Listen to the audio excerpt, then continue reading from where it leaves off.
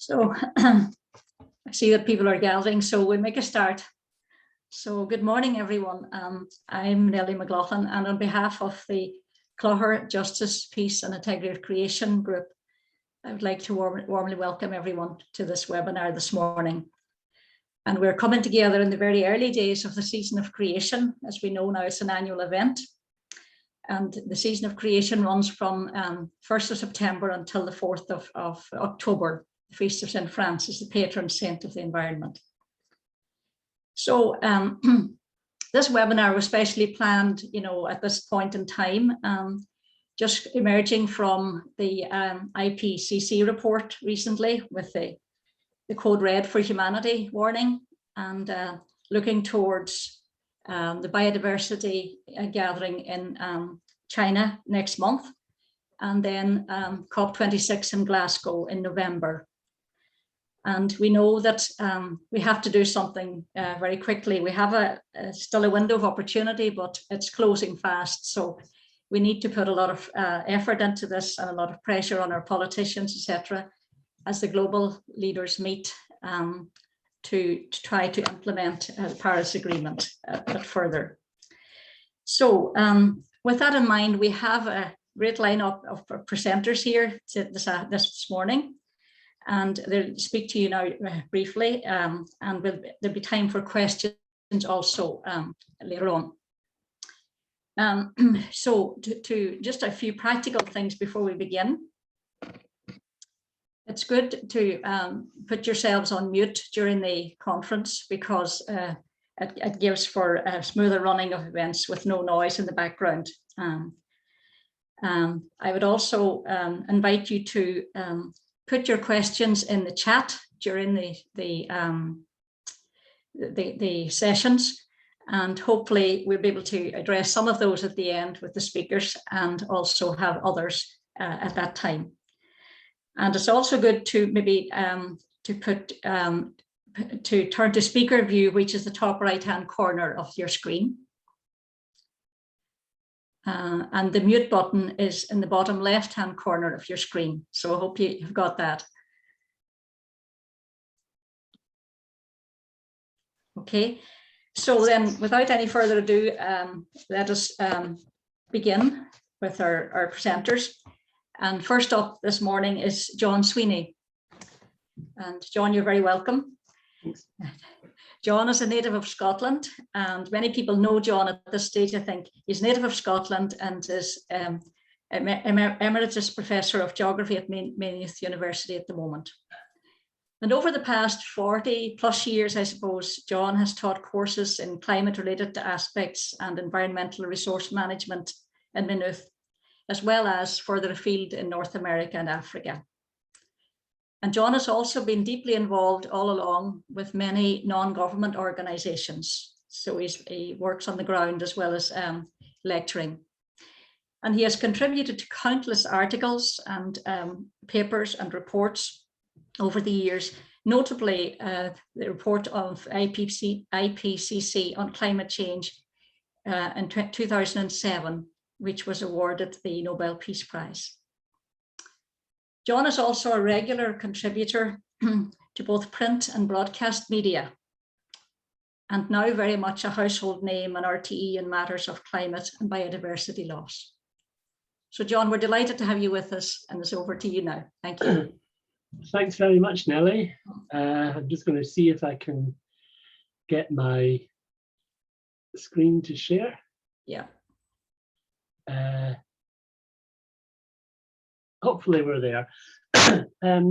Well, thanks very much for inviting me to talk to you about the relevance of climate change, I suppose, which forms such an important part of Pope Francis's key publication, key encyclical Laudato Si.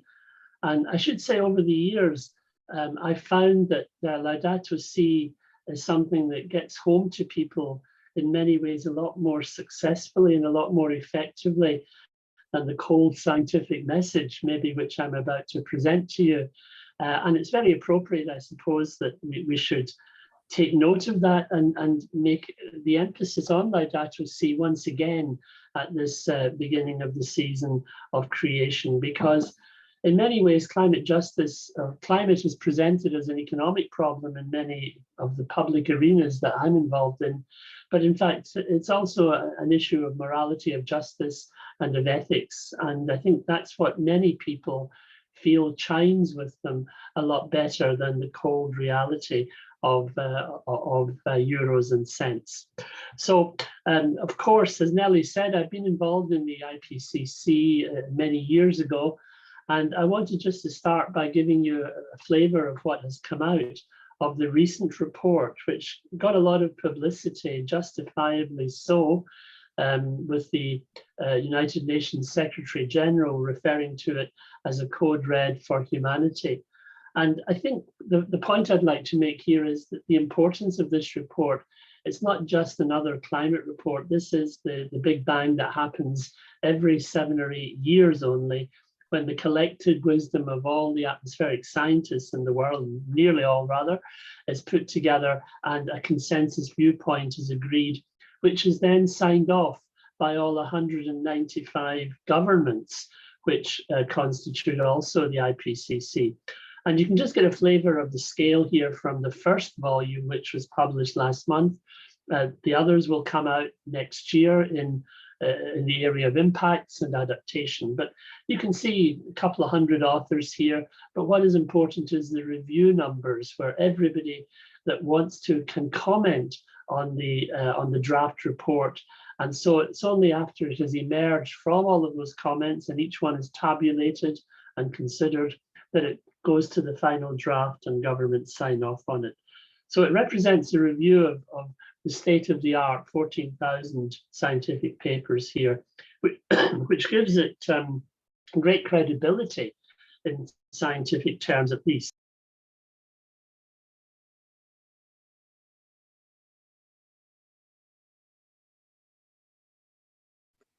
I hope you hear me. Yeah, first of all, the importance of the warming rate that we've seen in the past century and a half or so. And it's something that has really been unprecedented since the time of Christ 2,000 years ago in terms of the rate of warming. And secondly, the fact that our last couple of centuries have actually been the warmest in the past 100,000 years. So we're in exceptional times. And the second key point is that those exceptional times are driven, now we know, unequivocally by the actions of people. You can see the graph on the right there, which shows two models. Each one is several hundred runs, of course, but the one on the bottom shows what the expected trend in temperature would be if only natural factors were involved. And you can see we would be expecting to be slightly cooling at the moment. And it's only when we put in the human factors that we see the role of human factors explaining almost exactly the trend in temperature that has been observed. Now, why am I not moving? Yeah, of course, the models also show us the kind of geographical contrasts that exist in the world. And I mention this because you'll hear a lot about 1.5 degrees or 2 degrees as a global average, but that disguises a lot of extremes. And we know that over the land where people live, of course, the warming will be quicker and more intense. And if you go to the bottom half of that map, of that slide, you'll see that, well, if we get to 4 degrees, there are going to be places in the world which are almost going to be uninhabitable by the end of the century. Parts of the Middle East, where we will expect average daily maximum temperatures to be over 50 degrees centigrade. And there's not a lot you can do outdoors in those kind of temperatures. The other message, of course, is the extremes are going to become much more common. We know that the kind of event that might occur, maybe, whoops, let me go back, maybe once in 10 years at the moment, is if we get a temperature increase of 2 degrees, is going to happen maybe once every 2 years. And if we get 4 degrees every year. So we're facing into extreme temperature changes. we're also, and this is the key for Ireland, facing into extreme rainfall changes, where the kind of once-off event that we get maybe today is likely to double or treble in frequency as time goes on. So those are the kind of issues that we have to face up to and adapt to it. And in Ireland, maybe we can adapt to some of them, but in those parts of the world where people live on the edges of survivability, if you like, then those are the places which are going to suffer and where, if you like, the real extreme problems are going to emerge. I just want to highlight a couple of those. Obviously, you're familiar with the areas of sub-Saharan Africa where people depend on a meager amount of rainfall, and if that fails, we know how quickly the social fabric can collapse in that situation.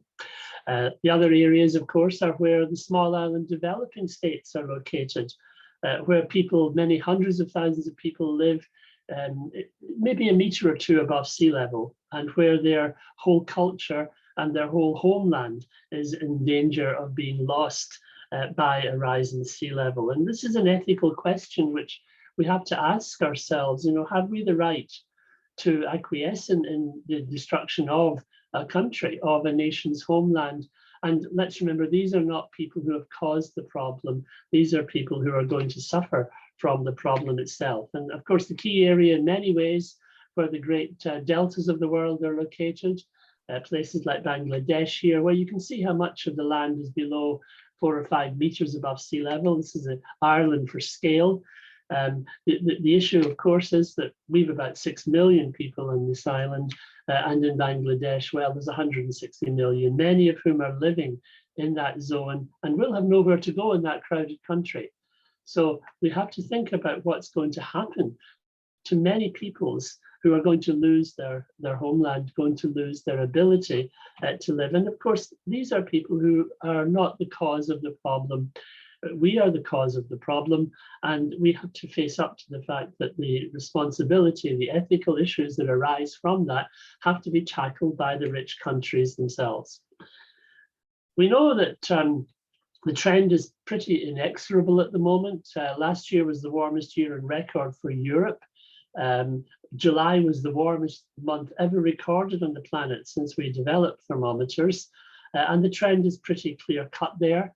And the problem, of course, is that as that trend continues, it takes us nearer and nearer to what we call tipping points in climate, where we're not really sure what will happen once we kick off certain changes. And among the things that we are pretty sure about is that we will probably have lost the coral reefs if we get in that 1.5 to 2 degree warming zone. You know, go and see the Great Barrier Reef now if you can, because it probably won't be there in 50 years' time. The alpine glaciers won't either.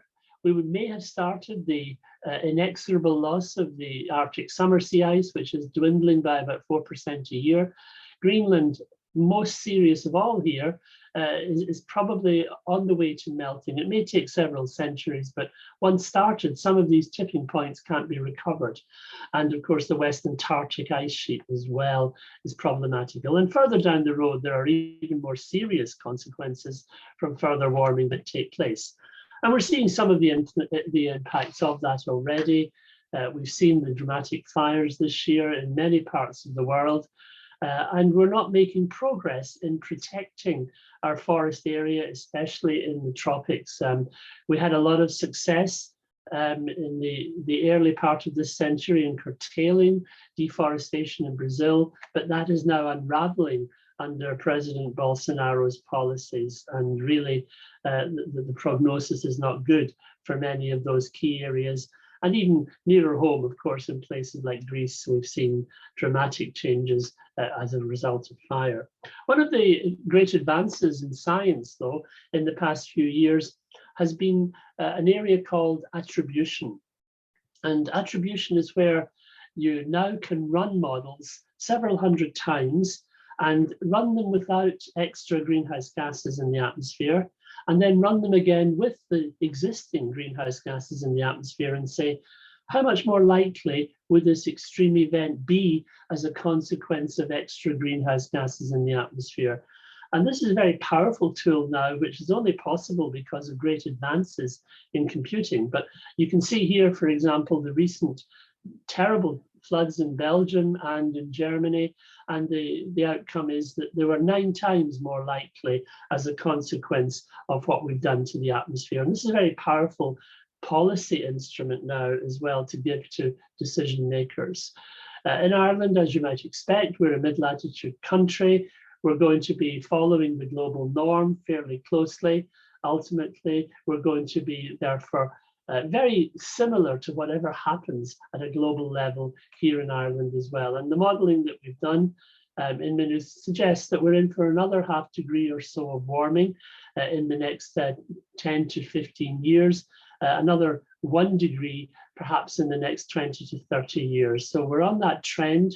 It's not going to be a big problem in terms of Ireland, but what will be a problem, of course, are the rainfall changes that accompany it. And what this map shows us is that we're going to expect more rain, especially in Western Ireland, and less summer in winter, and less rain in summer, especially in Eastern Ireland. And that means 2 problems. It means more floods in winter, especially in the West, and more droughts and more problems of water competition in the East, where most of the people of Ireland live. And that does threaten landscapes which many of us have grown up with and taken for granted as, if you like, part and parcel of Ireland. Bogs, not going to like dry summers, salt marshes, not going to like sea level rises. Many of the species that live on mountains, not going to be able to migrate uphill indefinitely and keep facing problems of extinction, as we now know. And indeed, some of those species we're already familiar with as suffering great losses in numbers. And Nellie mentioned the COP15 in Common next month, the biodiversity COP, and that's going to be one which is going to be crucial if we get any agreement in tackling biodiversity. We know that we're down to 160 breeding pairs of curlews in Ireland, for example, and we know that some of our cold-loving species of fish, like Arctic char here, are not going to like warmer conditions, and many species are going to suffer as well. Now, all of this is important. As Pope Francis has mentioned, it's part of what we should be doing to care for our common home. And I wanted to emphasize as well that, let me go on a bit, that these kind of flood events that we're seeing are going to become more common. We've already tasted some of the problems of hurricanes giving us a near miss from Ophelia, and you know, that kind of thing is going to also become more common. We're going to see perhaps the subtropical storms, one of which came ashore in Lisbon last year, the first time ever. And those kind of things are going to have to be tackled in some way in terms of adapting our society to it. But the important thing is that we're running out of time. The window is closing, as Nellie said. We only have about 10 years of burn left if we're to avoid the 1.5 degree window closing completely, and maybe a couple of decades if we're to avoid 2 degrees. And this was the message of the IPCC. Who are responsible? It's quite clearly the developed countries here, the big countries of Northern Europe, of Northwest Europe, of North America, the big developing countries of China and India. But you can see where the victims are, and they don't contribute very much to the problem. And Ireland up here, well, we contribute more greenhouse gas emissions than the 400 million poorest people on the planet. So here's responsibility coming back to bite us as well. One of the ethical questions that increasingly we will be asking is what's our fair share of what's left of the world's carbon budget? And you know that the answer to that has been tackled by some of my colleagues. And what they suggest is that, well, within the next 3 or 4 years, we will have used up our fair share, and we will be therefore in a situation of carbon debt to the rest of the world. So that really tells us that the emissions reductions that we're suggesting at the moment are not sufficient. They may be economically justifiable in some ways, but they're not ethically justifiable as well. And so many of you will know that there's been a big policy of divestment for people to move investments out of fossil fuels, for example, and the churches have been very active in this and have led the way in this, which is of great credit to them. And behind them, the Irish state has become the first country to divest from fossil fuels, its sovereign wealth funds. So that's a positive part of the story, which is now growing very quickly, as we know elsewhere. But I wanted to just finish by just mentioning the importance of Laudato Si. And these are some of my good friend Sean McDonough's slides here, emphasizing the fact that Pope Francis is calling for the need to recognize fairly radical changes in how we live, in what we produce, in what we consume. And this is the only way, at least, at which we can tackle the human causes which are behind many of the problems. And one of the key people quoted in Laudato Si is the Patriarch Bartholomew. And I just wanted to finish by saying, what does Pope Francis say Patriarch Bartholomew says about the need for change? And what he does say is really quite simple. He says that, you know, we all have to do something, whether it's big or small. Every contribution helps. And he says a little more. He says that for us to destroy biological diversity, for us to degrade the integrity of the earth by stripping the earth of its forests or destroying its wetlands, for us to contaminate the earth's water, land, air, and life, well, these are sins. That's a very bold statement, a very clear-cut statement that the Patriarch is making. And I think it's a message that we have to get through in many ways about this issue of climate change. And finally, of course, let's remember the final, I suppose, important message of Laudato Si, because it is, after all, talking about our common home. And, you know, multilateralism nearly died under President Trump. It's coming back a little now, but it's only if we have a shared approach to many of the global problems that we have at the moment do we have any hope of tackling them effectively. And that brings us back to the importance of Pope Francis's comments about our common home. We have to humbly accept our interdependence in a globally connected world.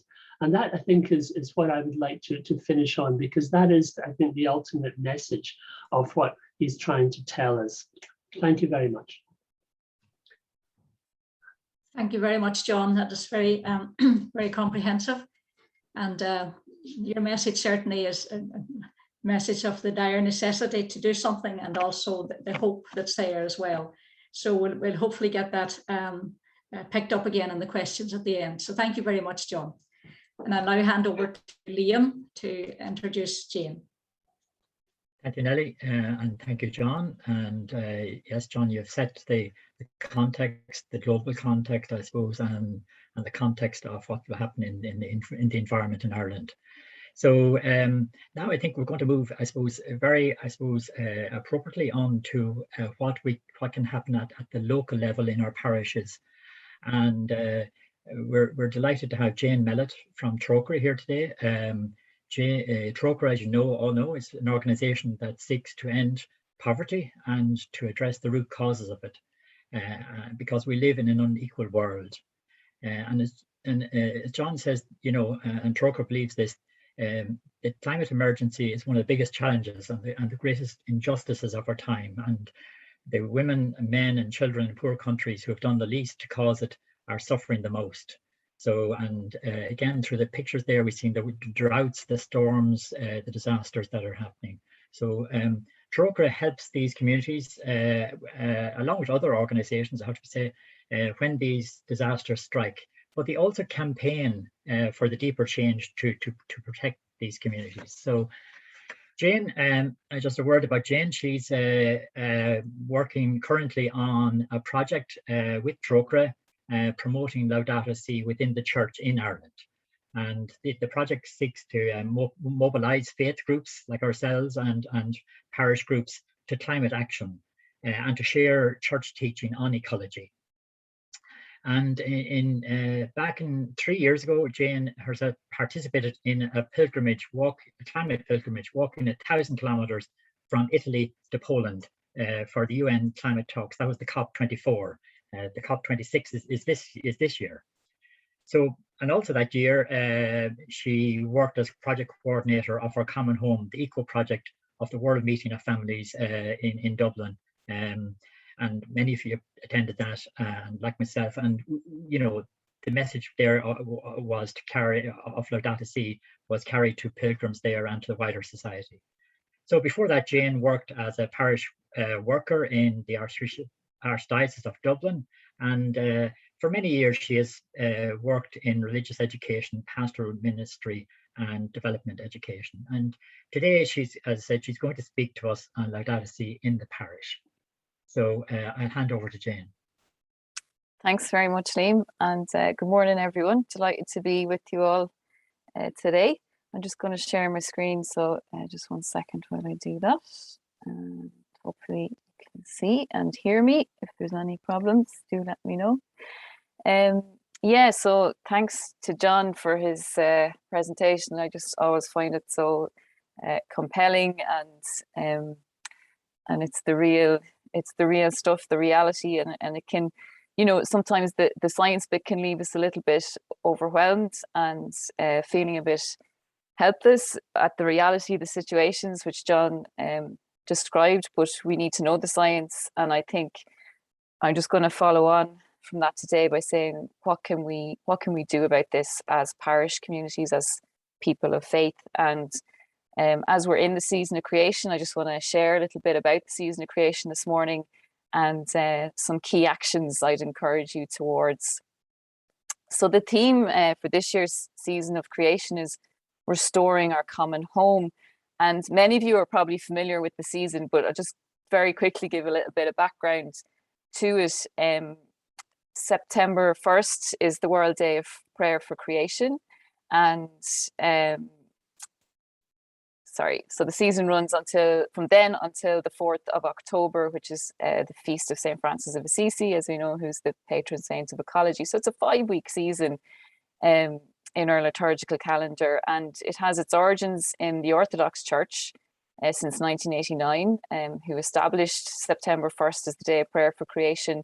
This was followed by the World Council of Churches extending that till the 4th of October.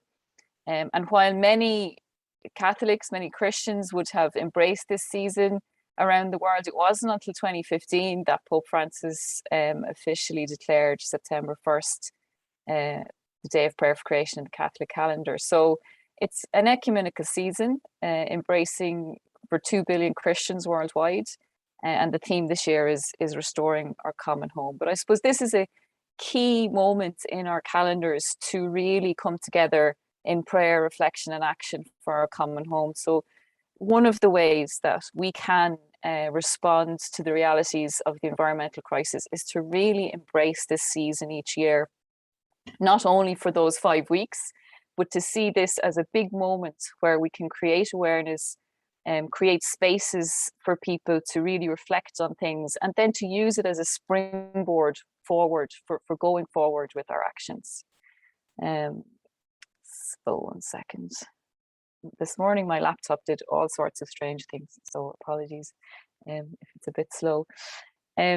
So the reality that John has described for us, you know, it sets the context that we're just after hearing last month the starkest IPCC report to date, which the UN Secretary General described as a code red for humanity.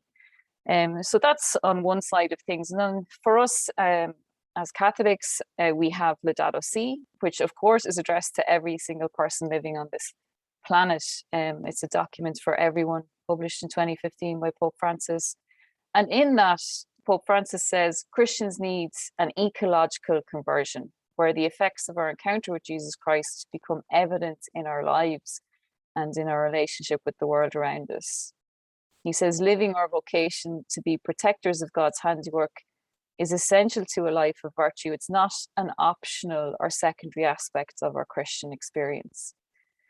So these are really important words for me in Laudato Si, because he's setting before us a challenge and really reminding us of the call that we have lost, and goes right through, the scriptures, saying these were the first commandments we were ever given, was to till and keep the garden of the Lord.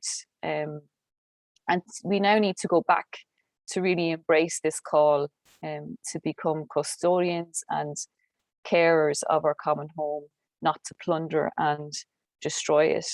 And in Laudato Si as well, he's urging us to listen to the signs of the times in light of the gospel. And this involves listening to the cry of the earth, which John has outlined for us, the cry of the poor who suffer from many injustices due to the environmental crisis and who are on the front lines of the crisis, even though they've done the least to cause it, to listen to the science, to listen to the call of our faith, and to listen to the youth of the world who are very aware of what the consequences will be for them and for future generations, and who have really risen up in the past 3 years through the Fridays for Future movement and so on, to call all of us to account, and especially world leaders. So Laudato Si is embracing all of these calls within the document, and we need to respond, especially during this season. One of the striking things in Laudato Si is that Pope Francis describes the roots of the crisis as deeply spiritual. And because of that, he says faith communities, all faiths, have a unique role to play in addressing the climate crisis, because this involves moving the hearts of people, this eco-conversion, this movement of the hearts, to address the roots of this in terms of our shared values and ethics. And just that beautiful quote there, which says, the entire material universe speaks of God's love, his boundless affection for us. Soil, mountains, everything is, as it were, a caress of God. So there's a beautiful eco-spirituality in Laudato Si that Pope Francis is trying to bring out for us. And I think part of our role in parish is to share this with the people we meet and the people who are in our faith communities. And some parishes are doing this really well and have been doing it really well for many years.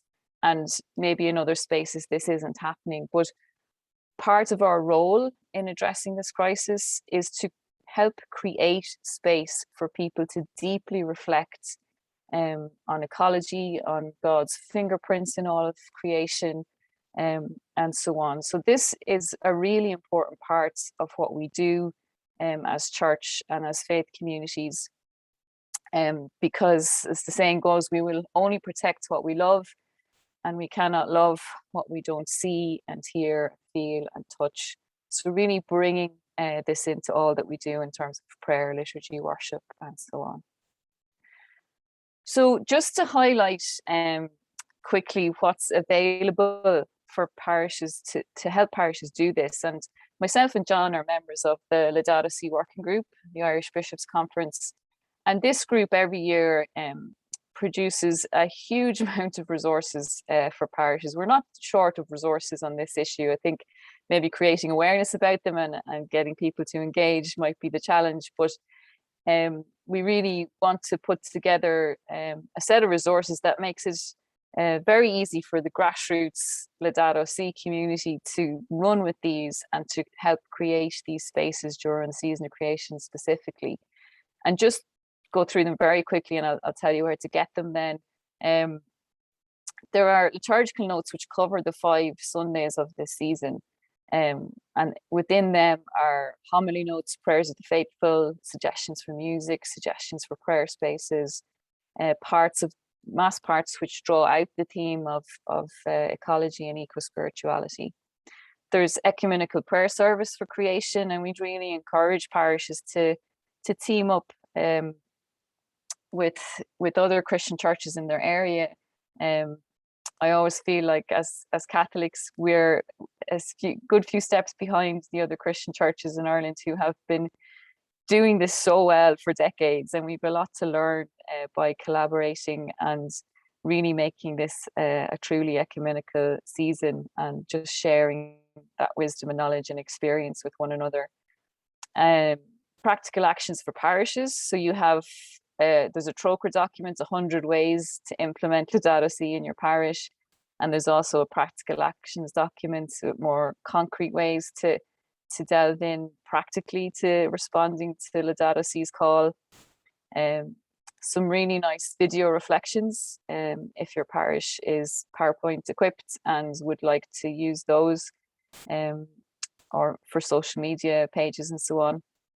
And Bishop Martin Hayes, who's the new Laudato Si bishop, has done a short podcast, 4-minute reflection on the season of creation as well. And just show you this lovely tree planting brochure, which has been produced especially for this season. We teamed up with Easy Treesy. You may be familiar with Easy Treesy. They're a group trying to plant 1 million trees in Ireland by 2030. And they just were so helpful in sharing their wisdom with us. It's important to do this correctly, not just randomly go out and plant a tree anywhere without having the proper research done. But with Easy Treesy and the Laudato Si working group, we managed to put together this really colourful brochure, and it has everything you'd need for your tree planting experience. And we really need to think about our church grounds. And I've put the faith community pollinator plan there as well, which is another really useful document. So I suppose just throwing out the challenge to churches, can we restore Irish native trees to the landscape and create spaces for pollinators on the church land that is available to us? And if we really looked at that land and how it is being used, I think it could be really interesting and such a powerful witness statement, and easy to do. This isn't starting too difficult for parishes, and you can involve sacramental groups, schools, local ecology groups, and so on. So that's another really nice resource that's available, as well as this brochure, which with the help of the Diocese of Kerry JPIC group, we put together. Again, so many tips for prayer, reflection and action on it. It's nice and colourful. And just to say, both of these resources could be printed locally or used digitally, but they will be relevant for the year. So they're not just relevant for the season of creation, they're quite a handy resource to have. And this brochure specifically focusing in on biodiversity, food and plastic pollution. And just the last resource I want to highlight to you is another PowerPoint, which was put together by Bonnybrook Parish in Dublin, whose Care for Creation group are really doing lots of wonderful things. And they created 40 acts of love for Lent last year. So it was like a key action on ecology for Lent. And then they kindly made it available to us for the season of creation. So we have 40 acts of love for the season of creation. And each slide has a very small practical action for each day. And we're encouraging parishes to use this PowerPoint if in church, and if that's not possible, maybe on their social media pages. And there's just lots of practical tips for the home and the parish. So where to find these resources? Go on to catholicbishops.ie, go into the search box there where that blue arrow is and type season of creation, they will come up. And you'll also find them on the Trocaire website. On the parish page, there's a season of creation tab. And just to say, Bishop Martin Hayes's reflection is on the Trocaire website, and for some reason it hasn't appeared on the bishop's website yet, but trying to rectify that. And you may or may not be aware that this week the Archbishop of Dublin, Dermot Farrell, released his first pastoral letter, and we are just so delighted he has embraced this challenge to write his first pastoral on the environmental crisis. So the cry of the earth, the cry of the poor, the climate catastrophe, creation's urgent call for change. And it's made a few headlines already. You see there, the Irish Times ran that article last week. The havoc of COVID-19 will pale compared with that of climate change. So it's just really important that we're starting to see the Irish bishops taking leadership on this through actions such as this one. It's a 64-page booklet. It's available for Veritas, and maybe it's something that a group locally might explore. And he sets a few challenges towards the end of it, including he has created this Laudato Si prize, and he's offering €5,000 to the community group that comes up with the most innovative suggestion for sustainability across the diocese. So he's really putting the challenge out there for people to be creative and to come together on this. That's the season of creation resources. And the other, I suppose, campaign I wanted to just share with you today, and it's a very important one for the season in the time that's left. I just want to talk about this Healthy Planet, Healthy People petition. So as John mentioned, we've two very important UN conferences coming up this year. COP15 on biodiversity, which is taking place in China, and COP26, the UN Climate Conference in Glasgow. So we've two UN conferences, one opportunity for Catholics worldwide to listen to Pope Francis and act out our faith. It's called the Healthy Planet, Healthy People petition. And I'm just going to explain to you the context of it and what we're asking people to do. So as we're well aware, we're facing multiple interconnected crises, COVID-19, climate and biodiversity, and we have to change direction to restore our common home. So with these two global conferences, they're critical global meetings, and there's a huge opportunity now, especially during the season of creation, to demand that world leaders commit on the ecological crisis in line with the best science to bold and just action. So we have this opportunity where we've had the IPCC report last year. We have the season of creation leading into these conferences, which just gives us a really good period of time to engage with this. And why is this petition important? I suppose my only experience of the UN Climate Conference was at COP24, which I walked to, but it was an extraordinary experience. And at that, I really saw the power of civil society being present at these UN conferences. Civil society, NGOs, they create huge momentum. It's like this energy pushing from the outside of the conference to encourage greater ambition on the inside. And I suppose with COVID-19, there's going to be massive restrictions around these conferences. People won't be able to gather as they normally would. So there's a danger that this momentum and push from civil society will be lost. So really, through the Vatican Dicastery for Integral Human Development, this petition has been created to build that momentum, especially now because it's confirmed that Pope Francis will attend the first day of the UN Climate Conference in Glasgow. And the idea being that he will hand over as many signatures as the global church can gather to the president of COP26. So this is answering the call to raise our voices in the public sphere to protect our common home. The petition is endorsed by the Vatican Dicastery for Integral Human Development as the key action for Catholics during the season of creation. I'd just like to say, this petition is open to everybody. It is called the Catholic petition, but we're using the Healthy Planet, Healthy People title. We really want to invite anyone who cares about this issue to sign the petition, and either of those links are valid, take you to the same place. So healthyplanetandpeople.org. And the petition is asking for 4 things to be addressed.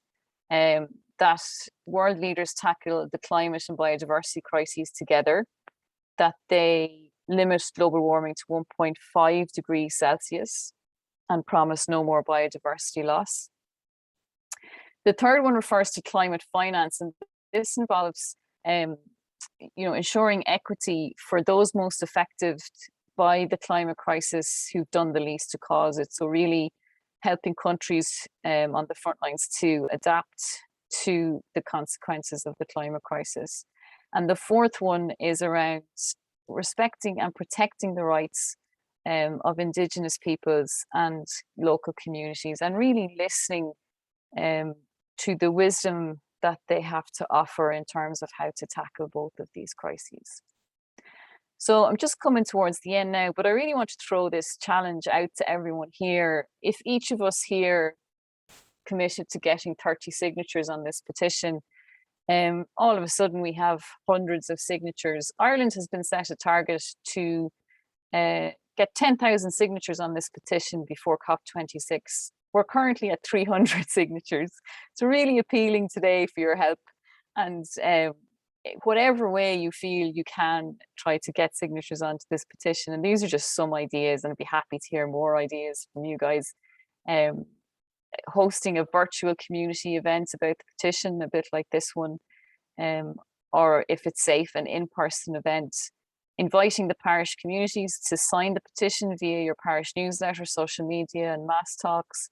Sending it to like everyone you know in your contact list, family, friends, networks, and encouraging your organizations to partner with the petition. So Trocaire has partnered with this petition, so has Amri and the Irish bishops. So really just saying, if your parish or any organization you're connected with, congregation, so on, you can partner up with it, and you're just pledging to help promote it.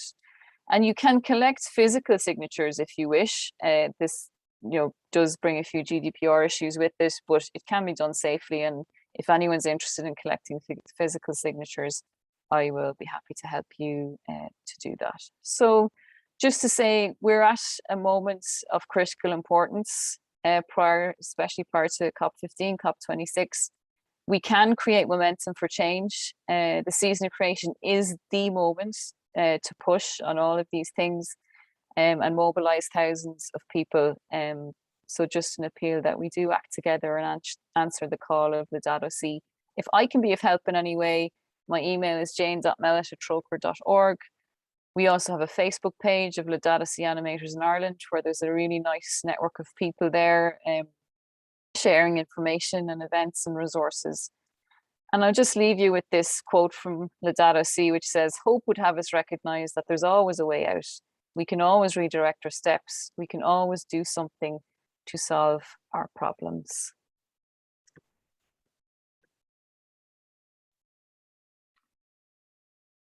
Right, Jane. So listen, many thanks to you. That's really appropriate. I think the first thing I'll have to do is to add that sign the petition to my to-do list and to contact all my friends and relatives to get them to sign it as well.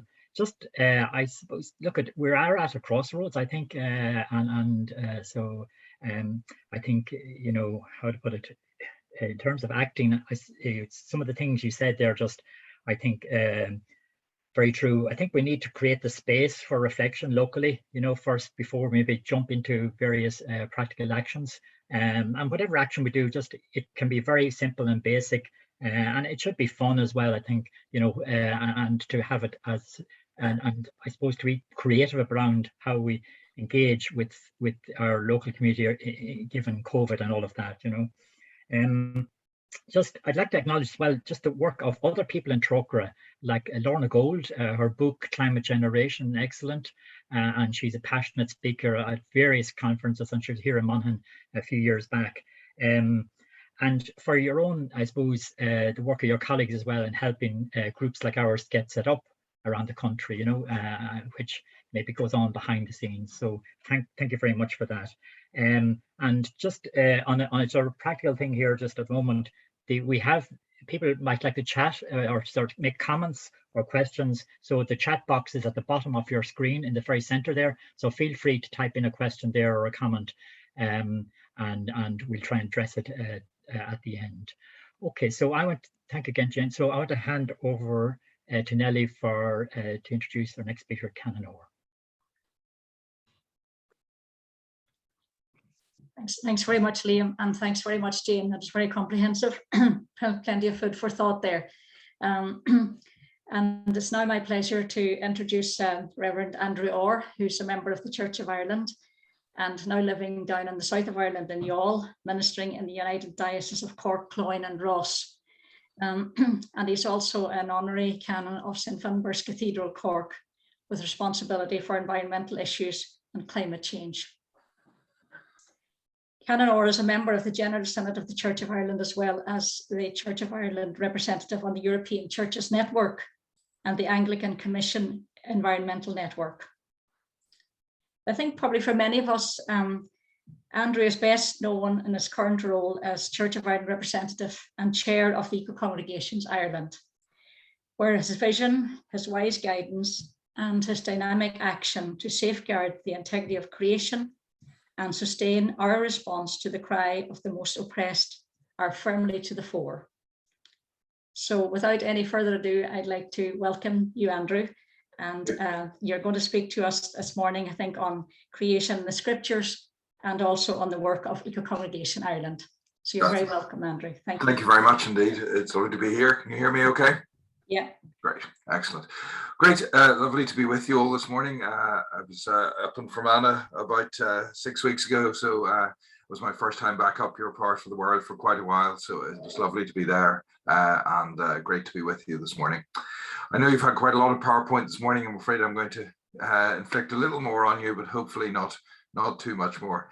And we're just going to have a look, first of all, at some of the biblical ideas about caring for God's creation. And also then I'm going to talk a little bit about work of Eco Congregation that I'm currently, as Nelly said, one of the Church of Ireland representatives on. So just excuse me there. Get this up. Great. That's the slide.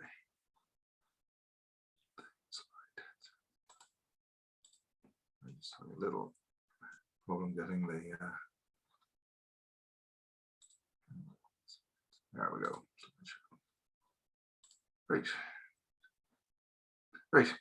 Okay, so just to say a little bit about what's in the scriptures, because what's quite interesting is that way back in 1967, a professor called Lynn White, a man despite the name, analyzed some of the scriptural references to look to the earth, and he came up with this rather bold and startling statement. He talked about this famous couple of verses in Genesis 1:38, and he quoted it: "Be fruitful and multiply, fill the earth and subdue it, and have dominion over it." That's God's command to Adam.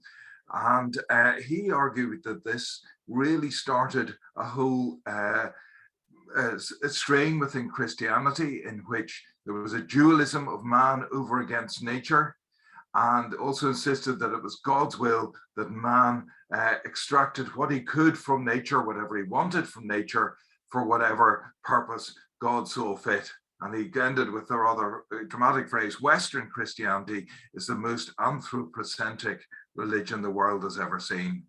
So a very dramatic and indeed controversial statement, but perhaps, something that really did shake people up and look at it.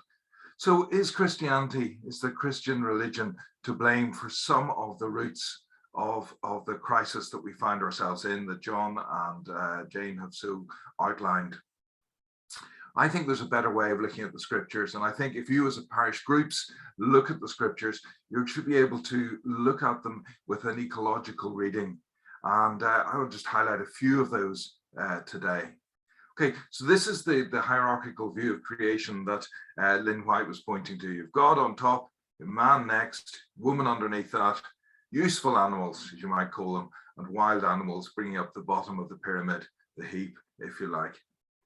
So is there a better way of looking at it? I think it is. And if we look at, for example, the Psalms, we have these in several places in the Psalms, and these are just a sample of them, in which the psalmist not only talks about human beings praising God, but that all of creation praises God by being in its right place, by thriving, by living sustainably on the planet. So here's Psalm 148, in which the creatures of the earth are part of the praise of God that takes place in that psalm. So he says, "Praise the Lord from the earth, you great sea creatures, you ocean depths, you fruit trees, you cedars, your wild animals, your cattle, small creatures and flying birds." And so that's a kind of a we are co-worshippers with the whole of God's creation, simply by being part of the creation and depending on it. Psalm 24, the earth is the Lord's and all that is in it. Psalm 96, again, let the sea roar and all that fills it, let the field exult and everything in it. And so again, we see this, it's not just the human beings who praise God, it's all of creation. And I think that's something we often miss in Western Christianity. And just to go back then to that Genesis passage, and I think this is a really crucial part of it. When we actually look at those two words, dominion and subdue, and we actually look at the original Hebrew text, okay, they're words that really are not correctly translated in many of the scripture English translations that we use today. So when they say the word dominion, it's used, it's the Hebrew is rada, it's used for the king who has to bring order and care and justice for the people. And that's what's the subtext of that word dominion. And subdue means again to bring order to the land, to bring well-being to it. So I think when we see those words dominion and subdue, we need to be very careful with the kind of readings we bring to it. And I think it's important that if we're speaking on those parts of the scriptures, or if study groups are looking at them, that we look at the nuances of the original text there. Genesis chapter 2, God creates Adam. Okay, Adam, the human being, not differentiated into gender at this stage, but just the human being. And there's a pun in the original Hebrew text there.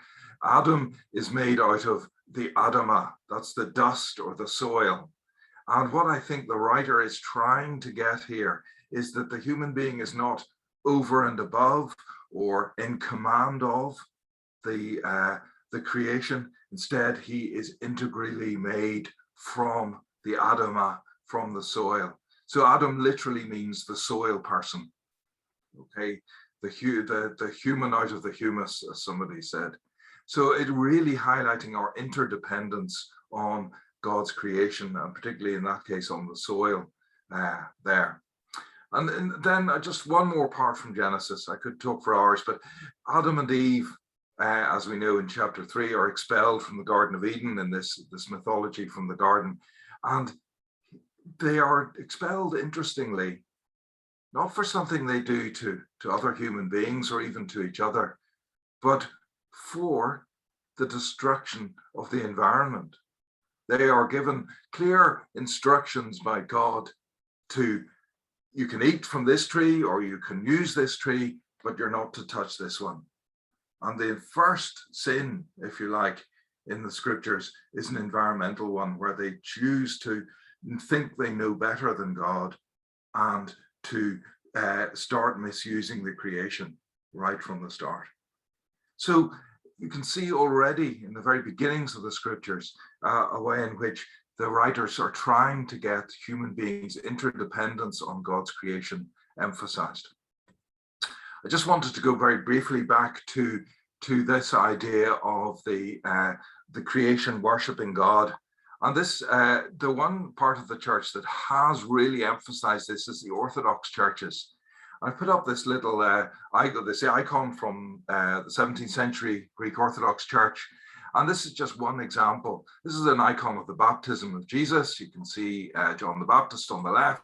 You can see Jesus in the River Jordan. You can see the angels there on the right. And there's a kind of a chorus of angels obviously worshiping the newly revealed Christ. But there in the river are this creation. There's all the fish also joining in the praise. You can see their mouths are wide open. They're joining in the praise of Jesus as the revelation of God. And if you look at some of the Orthodox liturgies, they're full of this idea of the creation praising God along with the human beings. So that's just another little example there. One more part from the scriptures. Here's the covenant with Noah. And that's interesting. You know, when Noah comes out of the ark and he says, God says to him, for all generations to come, this is the sign which I'm giving of the covenant between myself and you and all living creatures with you. So the covenant, the agreement that God makes is not just with the human beings, but with the whole of creation, with all the living creatures. God comes in there and makes this covenant, this agreement, not just with his people Israel, not just with all humanity, but with all living creatures. Reciprocal agreement with God. One more part from the Old Testament, and the heart of the scriptures is in the book of Deuteronomy. The Sabbath for the land, every 7 years, land is to be left fallow, to be looked after, to be cared for, to be given a break, a Sabbath, if you like, for the land. And then every 7 times 7 years, every 49 years, there's supposed to be a Jubilee year in which land is returned to its original owners in order to have a fair and just division of the land. Whether that worked in practice or whether it was carried out in practice is debatable, but that nevertheless is the aspiration. One more part from the Old Testament and the prophets here. Here's the book of the prophet Hosea, and he's talking about, way back, this is 3,000 years ago, talking about how human sin and wickedness starts to affect the environment around them. And there you'll see human wickedness, swearing, lying, murder, stealing, and adultering. It says, therefore the land mourns, all who live in it languish, together with the wild animals, the birds of the air, and even the fish of the sea are perishing. And the prophets are making a very direct link between human sin and the destruction of the environment, even there 3,000 years ago. We go to the New Testament. Again, you could spend hours looking at this, but here's just a few examples. Here's, we're all familiar with the parables of Jesus, in which agriculture and agricultural land metaphors, whether it's sowing seed, whether it's sheep, these are, he uses from the creation around him metaphors for God's kingdom. And this is at the heart, I think, of Christianity, that it's the material world that God loves, cares for, and that the incarnation, God becoming a human being, shows that he's right at the heart of the creation itself. It's not, as we saw in that hierarchical model earlier, God over against the creation or humans over against the creation, but we're all interdependent one on another. And there, Luke chapter 12, with Jesus' parable of the rich man who stores up all his grain, thinking that he can be independent of the land around him. And instead, of course, God calls him to account for the way he's looked after the land around him, the people around him. One more thing from St. Paul, in which he describes Jesus as the firstborn, not just of all humanity, but the firstborn of all creation. So Paul is looking forward with hope to a new creation, not just a new humanity, but a new creation. And again, these are the things that we really see in the scriptures if we read them with an ecological eye. One more thing here, and we mentioned about the Garden of Eden earlier. In St. John's Gospel, you'll know the account of the resurrection, where Mary Magdalene comes to the empty tomb, and she mistakes Jesus, the risen Christ, as the gardener. Now, nothing in St. John's Gospel is an accident, okay? And I think there's a definite sign that the Gospel writer wants to get there. She mistakes Jesus as a gardener, and I think he's pointing out a redemption for the whole of creation. The Garden of Eden is restored, redeemed in the Garden of the Resurrection. And we see that. So in God being pointed out as, if you like, the master gardener of creation. And it says, can we be identified with the new gardener of creation, equipped to till the soil where Adam failed? Okay, so I would argue, and everybody here I'm sure would argue, care for God's creation isn't an optional part of a hobby for Christians or a hobby for Christians, but integral part of the gospel itself.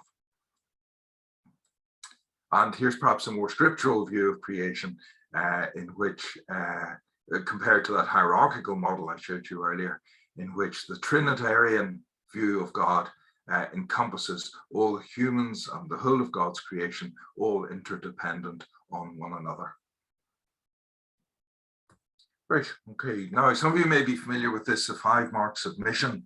This was actually formulated in my home church, the Anglican Communion, about 30 years ago.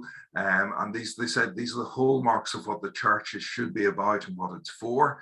But it's been adopted ecumenically right across the world at the moment. Now you see the final one there, number 5, part of the church's mission to strive to safeguard the integrity of creation and sustain and renew the life of the earth.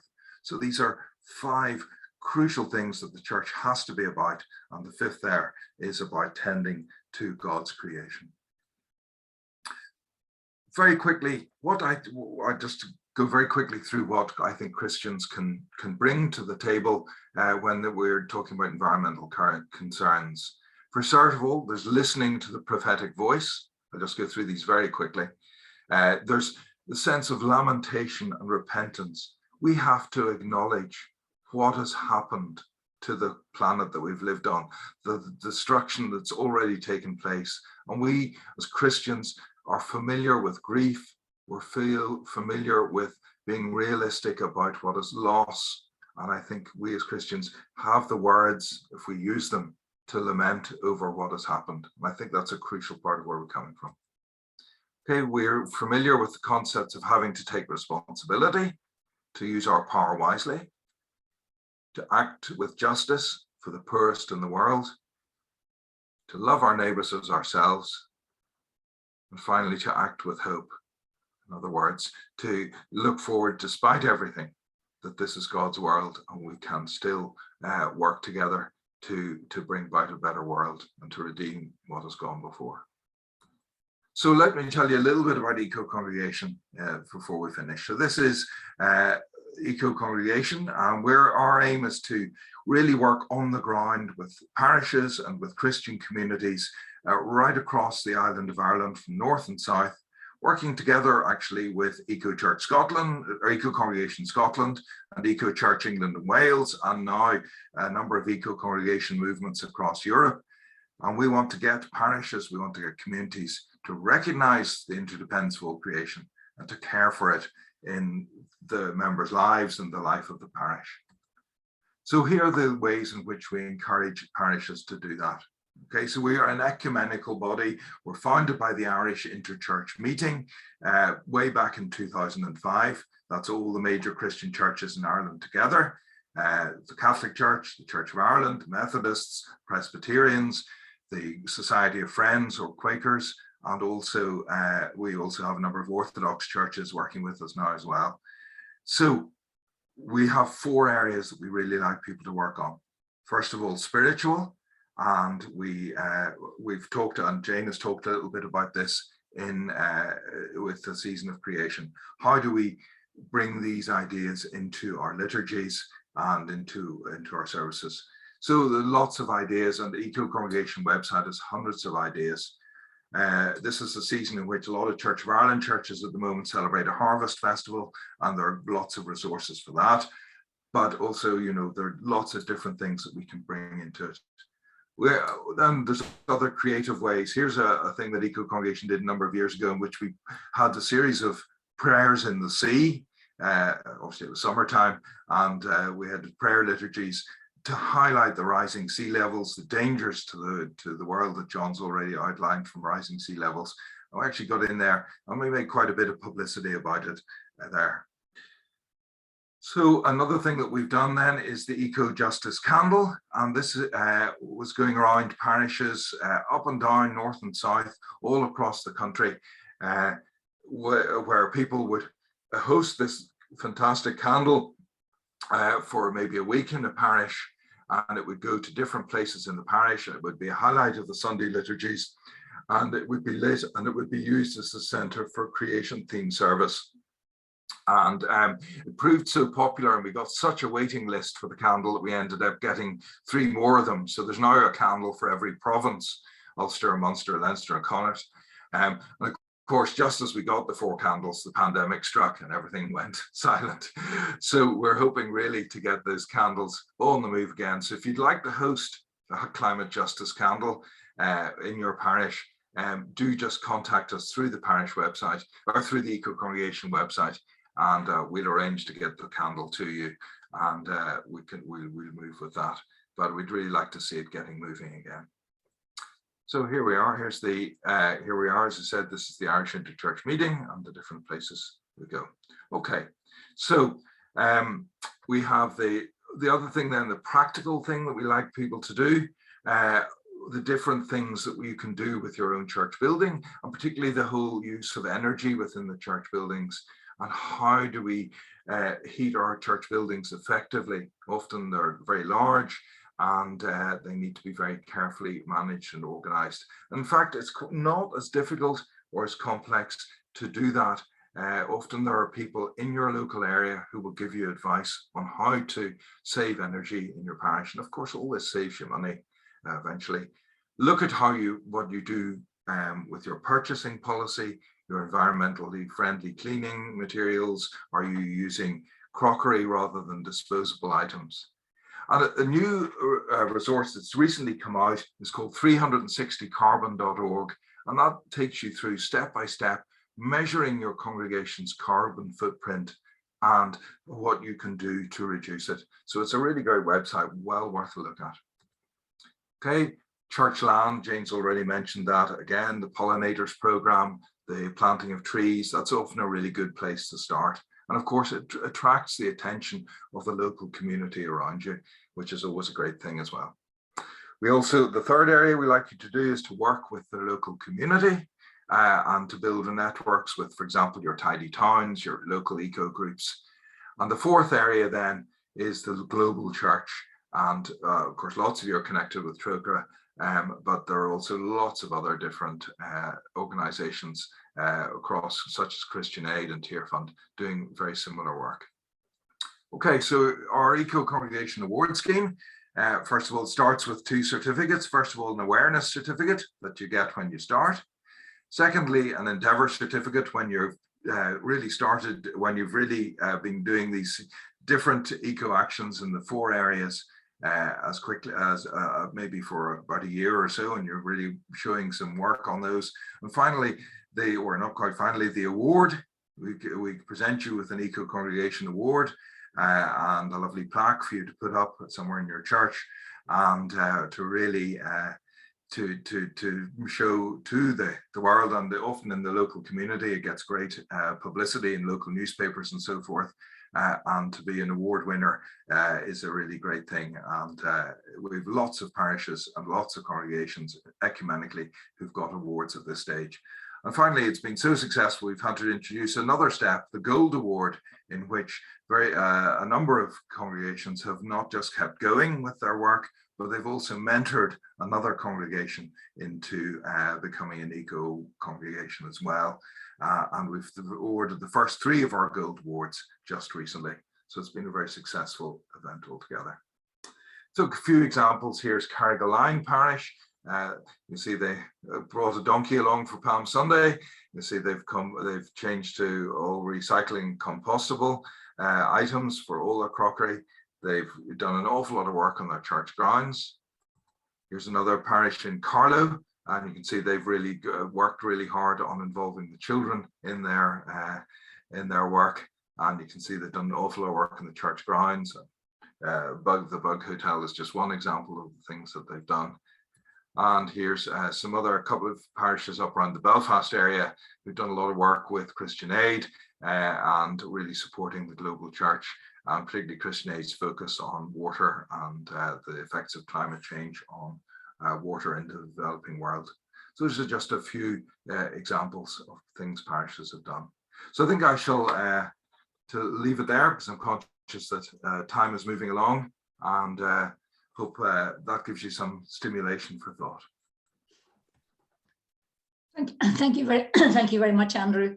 That was really very comprehensive, and the biblical images that you sort of put before us are so heartening in terms of our interconnectedness and the need to work as an interconnected community of all life.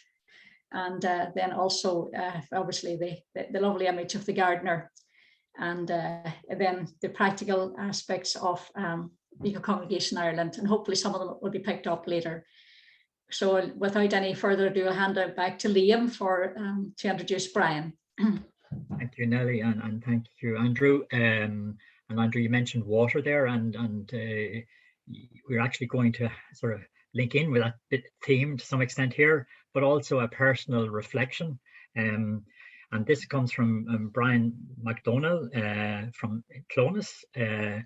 Brian now lives in Trocaire here in County Monaghan, and he's works as research and evaluation officer with the National Federation of Group Water Schemes, the community-owned drinking water sector in Ireland. So in this role, he co-chaired the National Source Protection Pilot Project 2005-2010, and he actively promoted strategies to improve the protection of drinking water sources across the sector, while also encouraging a greater focus on climate action and biodiversity. And for several years, he represented the group water schemes on the EPA-led pesticides working group. So before being involved in the water schemes, we spent several years as director of the Clogher Historical Society's New Millennium Project, which promoted local history as a bridge between within and between communities. He's spoken widely on heritage issues, and I remember a few years back an excellent evening in Monaghan during Heritage Week where he spoke about place names, Laudato, and I suppose it's just his passion for landscape and for environment and for our culture came across there. And I was delighted his mother was there, his late mother now, Maynooth MacDonald, who is a national figure herself and campaigner for in the ICA and for older people, and she passed away this year. So our sympathies to Brian on her passing. And I'm sure she has inspired him really, and that's probably why he's here today. In terms of histories, he's published on Gortamore, which is in Clonus, the Poor Law Union, that was the famine times, and the history of Killishandra Co-op entitled Lakeland Dairies and the Triumph of Cooperation. So you mightn't think it, but Brian is soon near retirement. He's doing so later this year, but he's involved with myself and others in a Wild Monaghan group, and he's going to devote a lot of time, I suppose, to tackling the whole biodiversity issue and climate, and spending more time with his grandson, so which is nice too. So his presentation today is an unusual title. It's called Into the Wild, Making Amends for the Progress We've Made of Life on Earth. I'm not sure whether I pronounced it properly, Brian, but you tell us what it is, with the proper pronunciation and what it means. Thanks. Can you see the presentation? Yes, indeed, yeah. Yeah, okay, so a progress is a word we grew up with, and obviously it's an Irish word meaning the mess. And I'm an unlikely person to talk about any of this, but I'm a group here in County Monaghan now, launched on the 22nd of May, Biodiversity Day. A group of us came together, and some very, very expert people and some absolute novices like myself who've really only engaged with nature and with biodiversity in recent years, at least to the extent that we all need to. So We Stand with Nature was the theme of that there. I strongly advise you to go in and look at our Facebook page, which is put together by one of our members, Candice, up there on the left-hand corner. It's an excellent resource. So Wild Monaghan or Dúlar Winahan, it's got a very simple statement, and I'm not going to go through it in detail, but it's essentially about respecting and regarding nature for its own sake, not for our sake, because we tend to look at the planet and in terms of what it does for us, you know, the economic value of that there. But we feel that obviously and clearly nature has its own right to exist, and that, if you like, would be our focus from the outset, and in trying to inspire the love that we have for nature to other people so that they begin to act. Because my talk is essentially about what you can do. Things like climate, yes, we can do stuff at a personal level, but in terms of biodiversity, we can do a lot. We can do an awful lot. And I did notice on some of the churches there that Andrew put up on screen there, I could make a few suggestions to those about how they might actually improve their biodiversity focus over maybe what they're doing already. So going back to what Andrew was talking about, I was delighted to see his explanation for this. All I'll say on this point is, and again, it's coming back to that association of the Old Testament and the early verses in the Old Testament, Genesis, with this notion of dominion and of subjugation. But for whatever reason, and I often wonder, would God have done this had he waited a few more days and seen that man wasn't to be trusted, isn't to be trusted, is greedy, is avaricious, and works with regard to their own interests rather than seeing themselves as part of nature. They see this hierarchical structure, and I'm sure not just in the Christian Judeo tradition, but it's interesting that there was a tradition, if you like, in the North America before the arrival of Westerns, where there was that symbiotic relationship where humans saw themselves as simply part of nature, the interconnectedness of everything. And I think that that's something that needs to be captured, because for whatever reason, we have had a poisonous relationship with the environment. We have created our own hierarchy to put the animals that we like, the mammals, and preferably the big animals, the baby elephants, and that there, and those are all acceptable. And daffodils are our flowers, and the ladybug or the ladybird, we have the plants, the animals, the insects that we think are cute and we like. And then at the bottom of the list, then we have our friend the rat, we have the dandelion, and we have the wasp, and there's very, very different and negative attitudes towards those. And I know people, I know myself, I went out some years ago, there was a wasp's nest in the old trunk of an old tree, and I poured boiling water down it. And when that didn't work, I put petrol in and set it on fire. So I'm coming to this from somebody who had that disease, who did not see the value of stuff, who saw stuff as a pest. And I heard the other day of a woman who took out a pot of boiling water to kill a nest of ants who were near her home in the garden. And then in the middle we have the things like the shrew, pygmy shrew here in Ireland, the buchalon or the ragworth, and of course ants themselves. And there's kind of an indeterminate. Some people like them, but there's still others that wouldn't be too happy with them. By the way, I'm showing you on the left-hand column of this here, insects and invertebrates and animals and flowers that are pictured in my garden since I woke up. These are things that were photographed largely by my friend Candice, who has taken these. But it's just amazing what has happened in the space of 1 year of active environmentalism and in promoting biodiversity in my own garden. So insensitivity is what we're good at in terms of human thing. And obviously working in the drinking water sector, I know and I understand the impacts of human actions on the aquatic environment. I've seen it.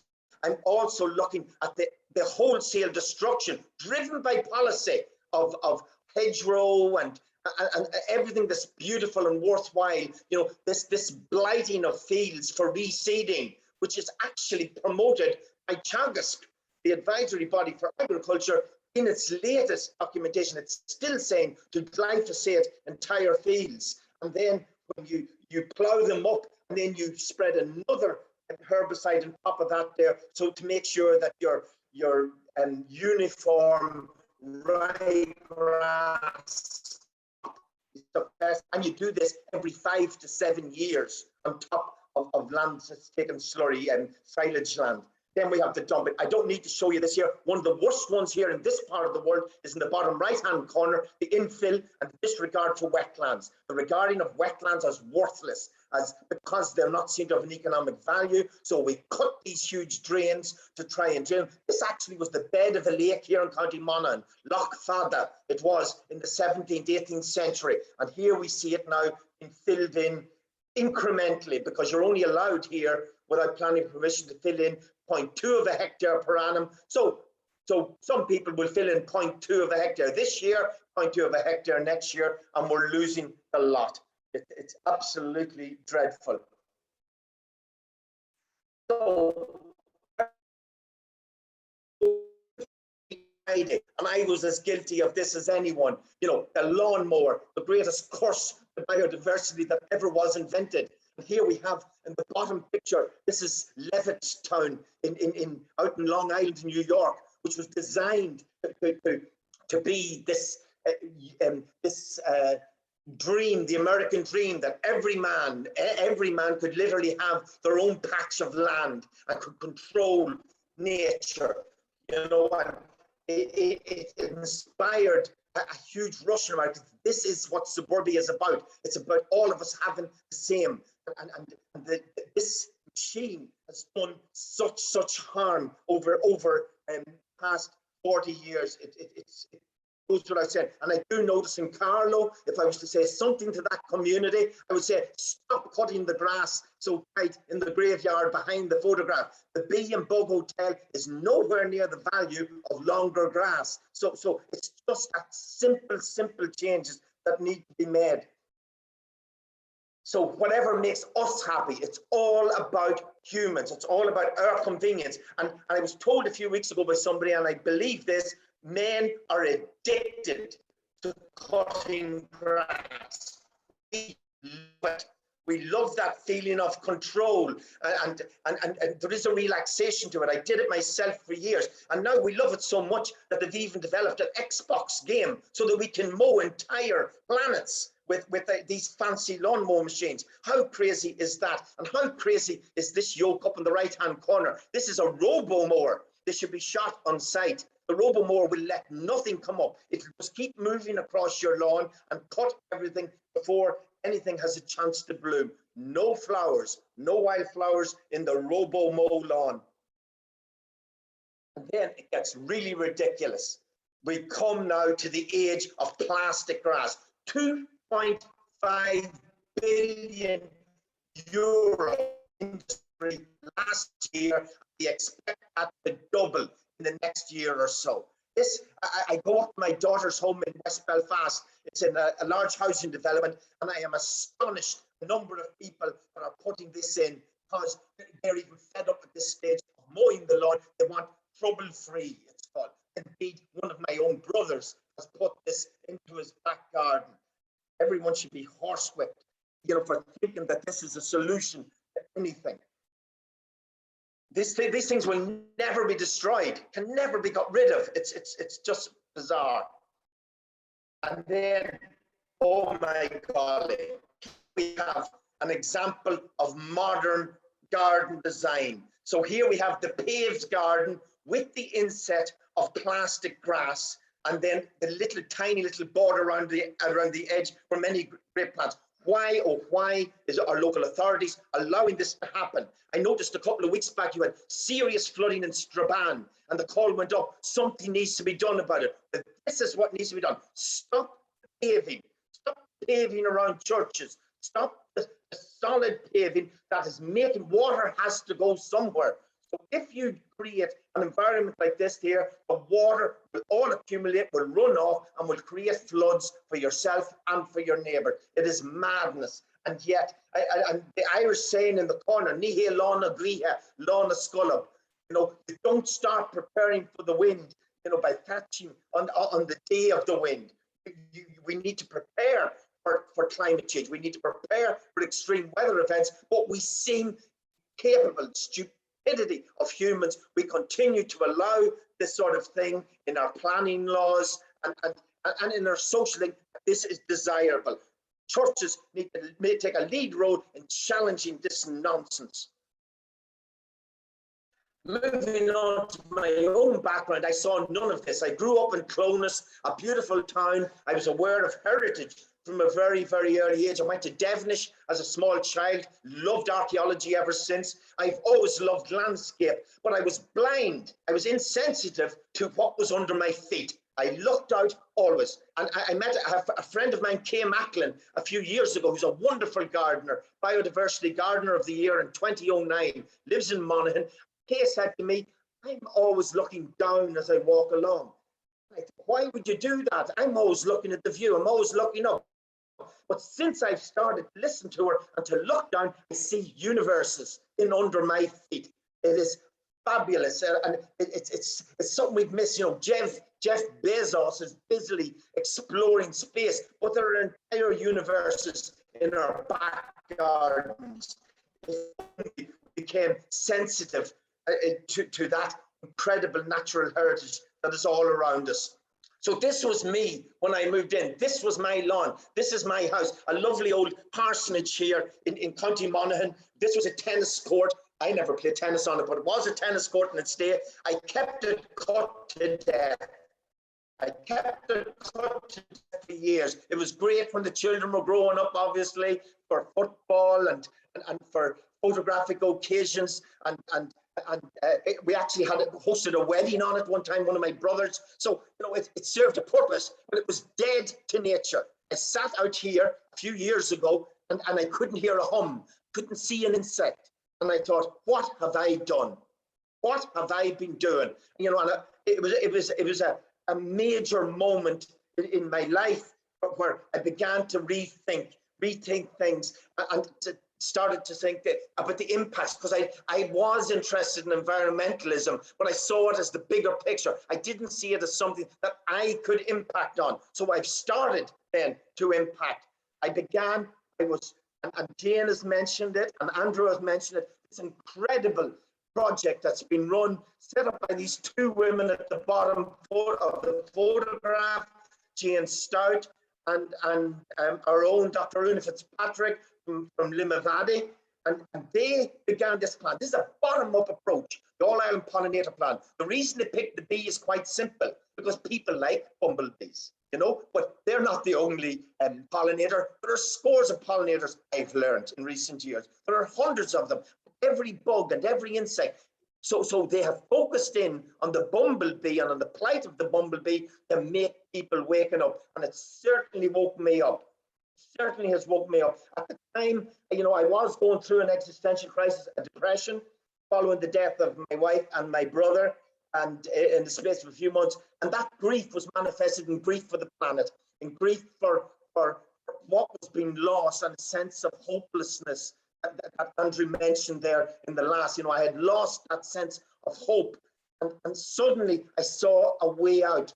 And apart from the faith communities and booklet guidance that Jane mentioned, there are guidance booklets for all sorts, for farmers, for sports, for schools. Our own sector developed one in the water services sector, and there's this fantastic wee book in the bottom corner by Juanita Brown, Gardening for Biodiversity. Fabulous. You know, it's all out there, but in terms of, they talked about creating strips in your garden for nature. But, you know, I kind of thought about that and thought that's the way to go. And you know, that was my inclination from what it was.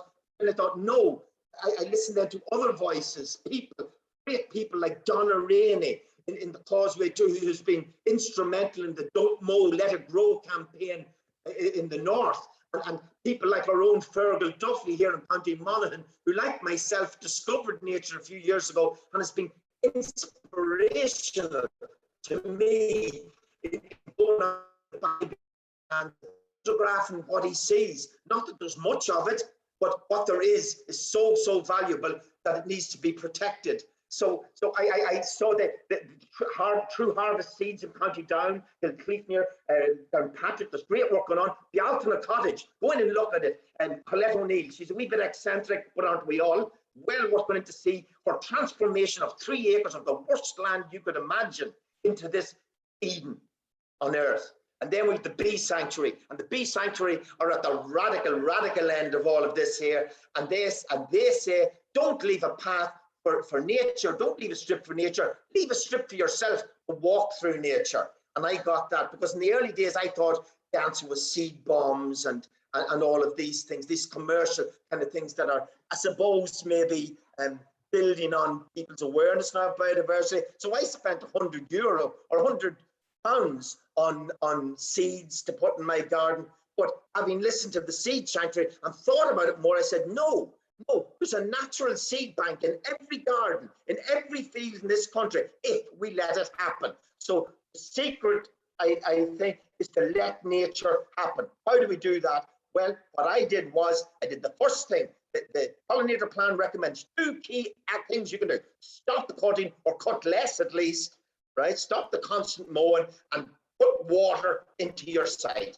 Those are the two things. This was last year. As you can see, it's a bit of a mess. By the way, all of these, I said all of these things on the left are photographs in this garden since I began to do this. So that's the pond. It's hooked into my roof space on the house, so it's a continuous system. It flows out at the bottom, it goes in underneath and into the field next door, where I've now 2 more ponds. So it's an integrated system. So this is it. After 1 year, this Eden has suddenly appeared in mine. You know, nature has filled it. I have newts have taken it. They told me newts would come. They didn't tell me about the diving beetles, the larvae of the diving beetles, the water striders, all of the other. It's been fantastic. And of course, home to hundreds and hundreds and thousands of tadpoles. And I have frogs to be at the band. And I have no problem with slugs this year with all of the wildlife that has colonized the place. This is just little examples of the wildflowers that have come up in the thing. A fantastic flower here, and interesting to note, plants have value in their growing phase, in their flowering phase, and in their dying phase. So look at this. This was 2 knapweed flowers, the most nectar rich of all wildflowers. They were right beside each other. On this one, on the above the living flower, you see the pollinators. And my preference is to support wild bees, not the honeybee. There's plenty of people doing that. They're not in trouble. Mine is to support all the other pollinators. At the bottom, you see a shield bug, so beautifully camouflaged in the head of the thing. So what I used to do was, when a flower died, I would put it. Don't forget, the seed bank is really important. Let them go to seed. It becomes a wee bit browner, but once you get down and you see, oh my golly, those seeds are incredible. So moving quickly along, this is what taken in the past week in my garden. These are all photographs of nature, shield bugs, newts, and you know, the thing I hadn't seen for years was the hairy horse. We grew up with hairy horses and clegg bites and all of that there, and we weren't getting them anymore. Well, I'll be getting them now. I want mine to be a one-stop shop, an oasis, if you like, for nature. And I'm so lucky, my neighbour below me has a 2-acre field. They've said, work away on that as well. That's for the wild. So we need to, I also stopped the local tidy towns, cutting the bank down the road from Trocaire, from the village. So now that is a haven for wildlife. So we need to get out there and spread the gospel. Spread the gospel of sustainability and of the joy of nature, the beauty of all of this, of the beauty of creation. And not only is beauty, it's so important that this is protected, encouraged, and we need, I don't believe everyone is going to do this straight away. In Monaghan, for instance, they stopped using glyphosate. Council made a decision, but there were so many complaints from residents when they let the grass grow that they got out again. They reversed the glyphosate decision and they got out cutting again. So there is a residual kind of an attitude out there. So those of us who get the message, who get the truth, need to be telling, because we agree with rewilding. We agree with nature being allowed to flourish, and we need to talk to those, you know, and there are many good people, and I was one of them myself, who simply need to be shown it. Take them for a walk around your wild patch. Let people see, and I am telling you, that is the content. Also, put signs outside. I have signs out in the road. Explain to the community why I'm not cutting outside. It's not that I've gone lazy. It's because I want to encourage biodiversity. This is what it's about, partly from me. I became a grandfather just last year, and you know, and I wonder what on earth sort of world my wee Nisha is going to inherit. You know, what's it going to be like in 30 years? I can tell you one thing: he will grow up coming here to Monaghan from Belfast, and he will be in and amongst nature, and he will experience the joy and the love, the connection that unfortunately my generation never got with the natural environment. For Emila Mahagaf. Thank you, Brian. That was fantastic, really passionate and stirring, and I suppose it just in a way, like I'm on the same journey myself. I did the lawn mowing, and in 1980 I filled in 2 big ponds in our land down in Longford, and anyway, I've gone back there recently to dig them out, you know, and it's great to see the water coming back in, and the wildlife. It just reminds me of Patrick Kavanagh, you know, on an Applewright September morn, you know, he walked through, you know, to his neighbours to the trashing, but on his way he went through the fields, you know, and he observed the universe on the ground beside him, you know. And afterwards he said, at the end he said, you know, he'd passed through no earthly estate. So it was something spiritual around that experience of connecting with closely with nature, and that came across in Brian's presentation there. So I know we ran way over time, and you know, so we look at some of the questions coming in. Or Nelly, do you want to say a few words just? Thanks very much, Brian. That was very enlightening, and certainly with a lot of passion. So I know we've gone over time, and at this stage, I'm not sure if Liam, you had a chance to look at the chat box or anything, but if there's anything you want to raise quickly, maybe. Yeah, just if anybody just wants to pop their hand there or whatever, on the reactions, want to say a few words, but we'll just give a few more minutes to questions. Agnes has asked if the Catholic Church in Ireland has designated a Sunday dedicated to Climate Sunday. I think, does anybody want to answer that, Nelly? I'm not sure, but I think it's up to each parish to come up with their idea themselves, you know. And towards the end, when Father Joe gives the thanks, he'll highlight something about Climate Sunday. So we'll leave it for that. Yeah. Okay. And Jane there put in the link to the Healthy Planet and people.org. That's the petition to sign the petition. One, yes, yeah. And she made a comment there that's a yes on Andrew's. You know, master gardener of creation, that image is lovely. Yeah. And Agnes, just a comment there about how the speakers react to the culling of animals. So that's, I suppose, a very complicated sort of question. And you mentioned deer, for example, and the problem about the culling of deer, the reason why deer are being culled is that we don't have any wolves in Ireland, because the wolf was killed basically and by people, hunted down and made extinct. So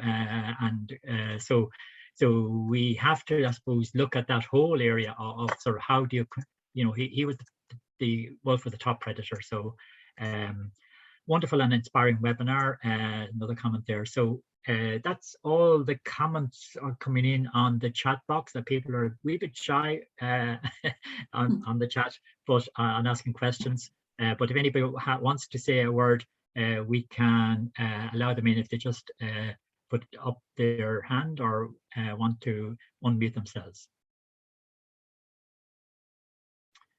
Have we any takers?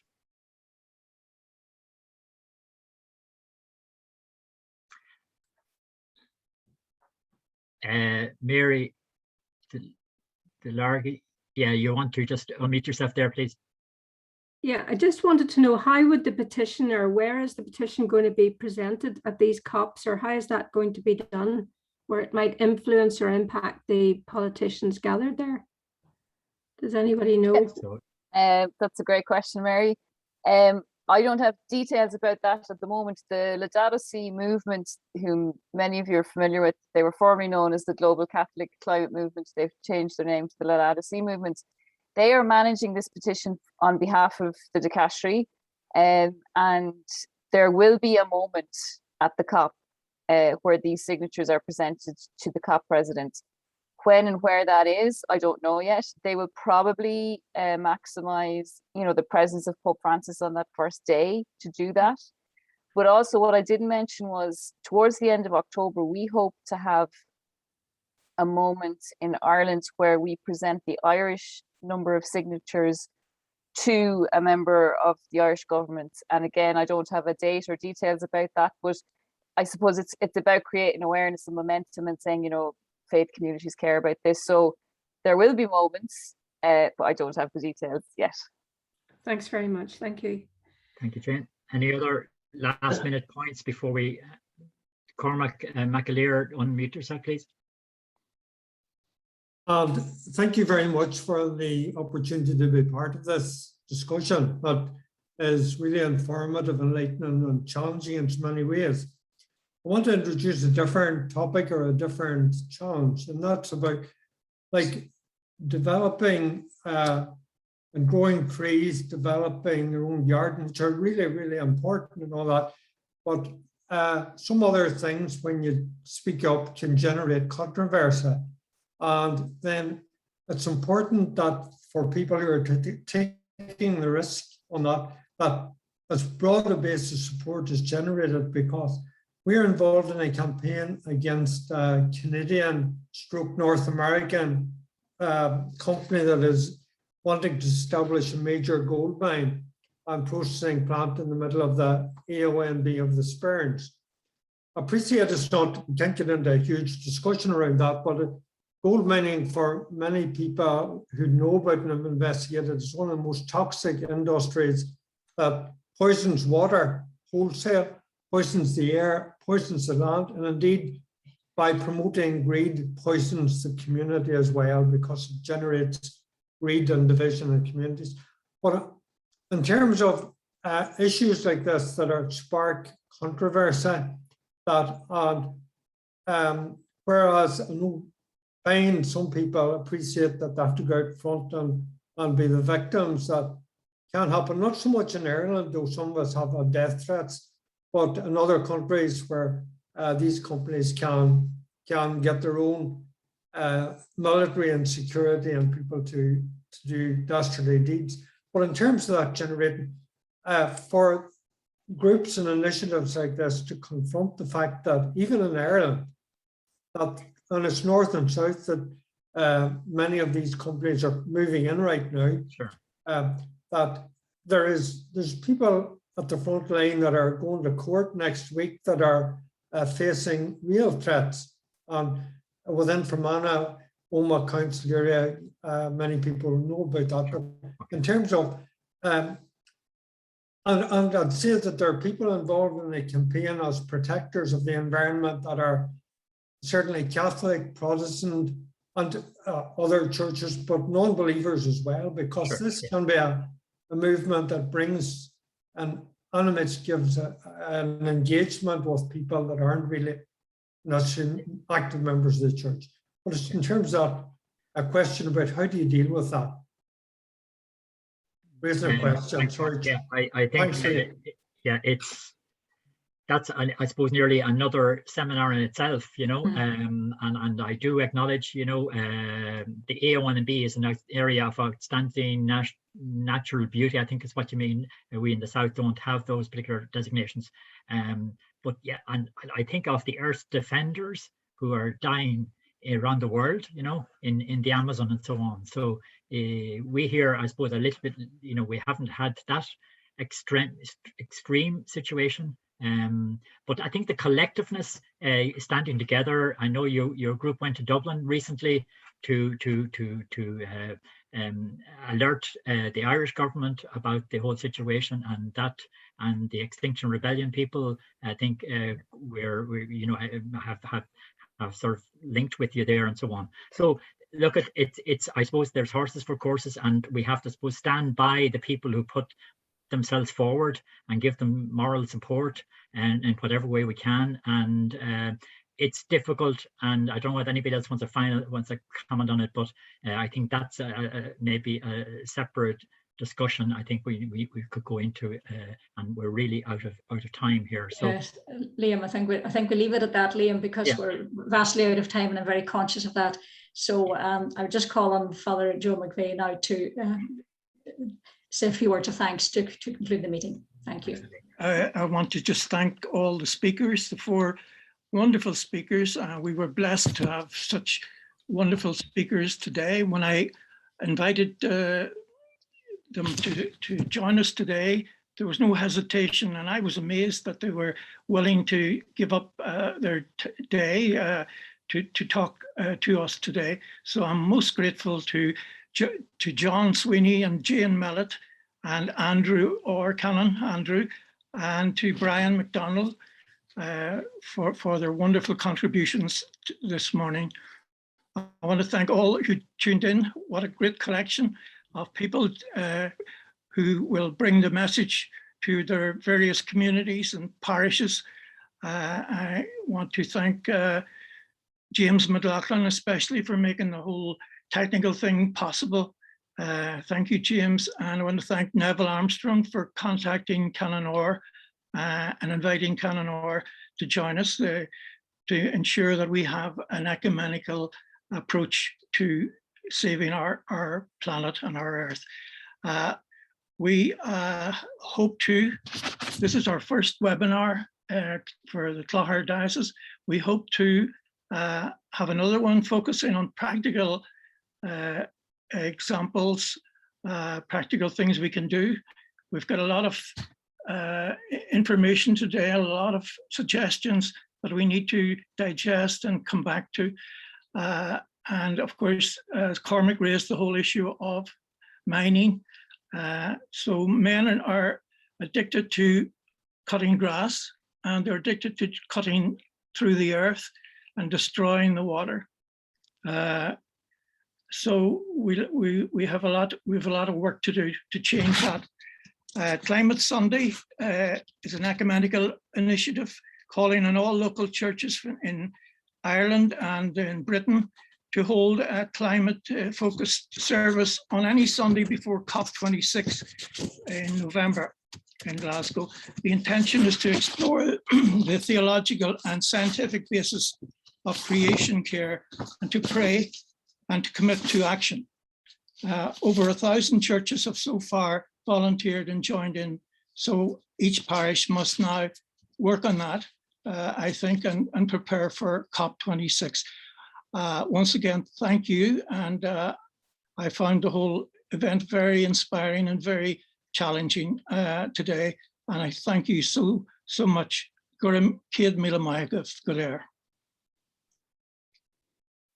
Thank you very much, Father Joe. And thanks to everyone. And again, our apologies for going over time. And I hope it wasn't too long for you.